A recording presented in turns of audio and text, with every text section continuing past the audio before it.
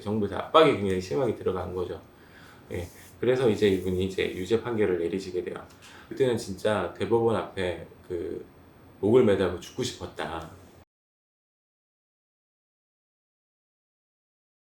네, 안녕하세요. 네. 어, 제가 지난 시간에 이제 수도권 특수지역 선교위원회 사건에 대해서 이제 그냥 개괄, 네, 무슨 혐의가 어떻게 돼서 어떻게 감옥에 갔던 사건이 있다라고 말씀을 드렸잖아요. 이 사건의 뒷이야기를 조금 해드릴게요. 하나는 이제 판사님의 이야기예요. 이 판결을 맡았던 분이 곽동원이라고 하는 판사님이세요. 근데 이 판사님이 처음에 이제 기소 사실을 이제 먼저 보시고 이제 재판에 임하시려고 하실 거 아니에요. 기소 사실을 보시고 사건 담당 검사를 불러서 얘기를 해요. 야, 이거는 무죄 나오기가 쉽겠다. 여기 말이 좀 안 되는데? 라고 얘기하신 거죠. 예. 그리고 나서 이 곽동원 판사님의 집안이 탈탈 털려요. 예. 형님이 운영한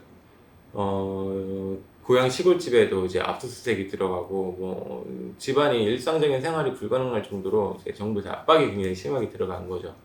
예. 그래서 이제 이분이 이제 유죄 판결을 내리시게 돼요. 나중에 변호사 개업을 하시고 난 이후에 이제 홍성우 판사님, 이분이 이제 NCCK의 그 인권위원회 산하에 있었던 법률자문위원회의 위원으로 활동하셨던 분인데, 이분이 찾아가서 이제 얘기를 나누셨던 적이 있나 봐요.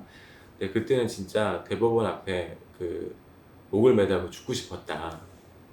어떻게 이렇게 할 수 있느냐라고 하는 어떤 항의의 차원에서 그렇게 하고 싶으실 정도로 굉장히 심한 압박감을 느끼셨던 거죠. 그러니까 당시의 판결이라고 하는 게 어쩌면 그렇게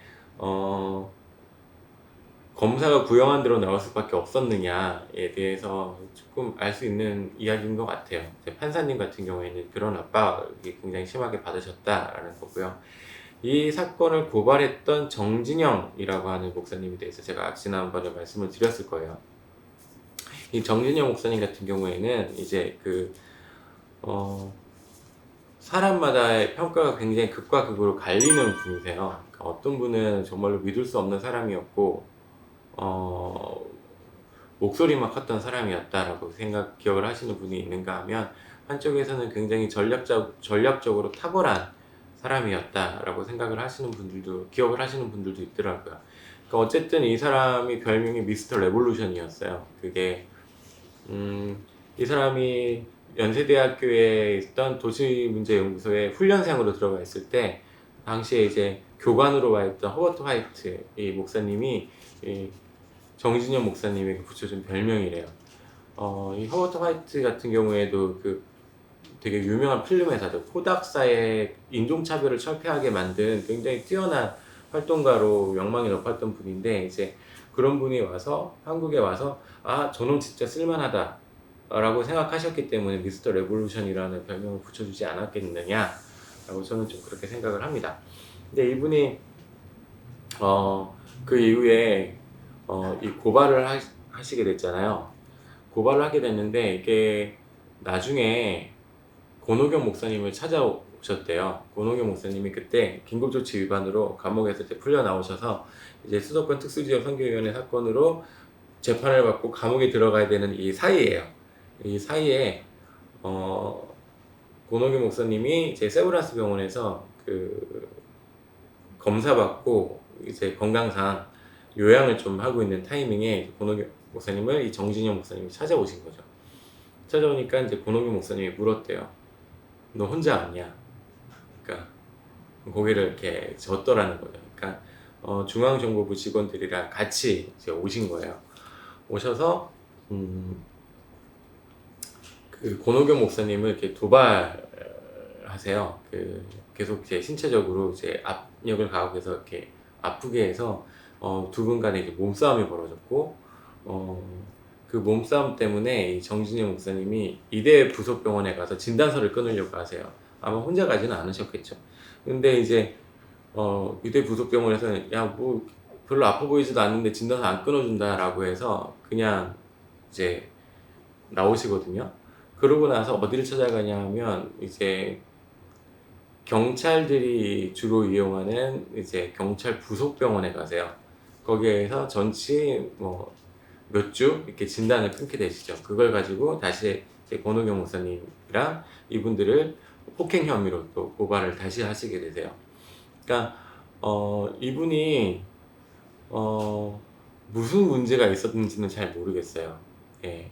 그런데 중앙정보부 손에 완전히 이제 포섭이 되셨고, 그래서 그분들 안에서 전혀 이제 옴짝달싹 못하는 상황에 놓여 계셨던 것 같아요. 그러니까 제가 이제 여러 목사님들, 당시 목사님들을 이렇게 인터뷰하며 다니면서 이 정진영 목사님에 대한 얘기를 여러 가지를 들었는데, 이제 그 산업선교로 유명한 임명진 목사님은 뭐라고 얘기하셨냐면, 내가 길거리에서 정진영이 두들겨 맞는 걸 본 적이 있다. 막 발로 차더라, 기관원들이. 그러니까 왜 찾냐고 하니까 정보를 제대로 갖고 오지 않았다 라는 이유로 길거리에서 막 사람을 뭐 어마어마하게 패는 걸 본 적이 있다라고 얘기하시더라고요. 그러니까 이런 경우의 사례들이 적지 않아요. 그러니까 우리가 70년대 기독교의 인권운동이나 민주화운동을 생각을 할 때 가장 큰 문제점으로 지적되는 것 중에 하나가 배타성이에요. 자기들끼리만 모여가지고 소수가 모여서 뭐 쿵짝쿵짝 다 해먹고, 밖에서 누가 새로 들어오는 거 계속 밀어내고, 외국에서 들어오는 막대한 자금 다 지들끼리 논아먹었다, 뭐 이렇게 얘기하시는 분들도 많은데, 사실은 이런 케이스들이 굉장히 많았거든요. 그러니까 인천 도시산업선교회가 요즘 뭐 존치되느냐 마느냐 가지고 문제가 굉장히 많은데, 인천도시산업선교회에도 회계를 맡은 직원이 중앙정보부 직원들과 커넥션이 있었던 사람이었어요. 그래서 그때 이제 김동환 목사님이 인천도시산업선교회 실무를 맡아보시면서 이 직원을 잘라야 될까 말아야 될까 고민을 되게 많이 하셨다고 하더라고요. 근데 결과적으로 자르지 않았습니다. 왜냐하면 이 사람이 누군지 우리가 지금 알고 있으니까 그 사람 앞에서만 말조심을 하면 되는 거예요. 근데 이 사람을 자르면 분명히 누군가가 그 역할을 대신하게 되는데, 그때는 그 사람이 누군지 모르게 되니까 그냥 이 사람이 그 사람인 걸 알고 놔두는 게 낫다라는 거죠. 그러니까 당시에 이렇게 중앙정보부가 굉장히 여러 가지 공작을 통해서 이런 민주화라던가 인권이라던가 사회 개선을 위해 활동하시는 기독교 인사들을 포섭하는 일들이 굉장히 잦았다라고 이해를 해주셨으면 좋겠어요.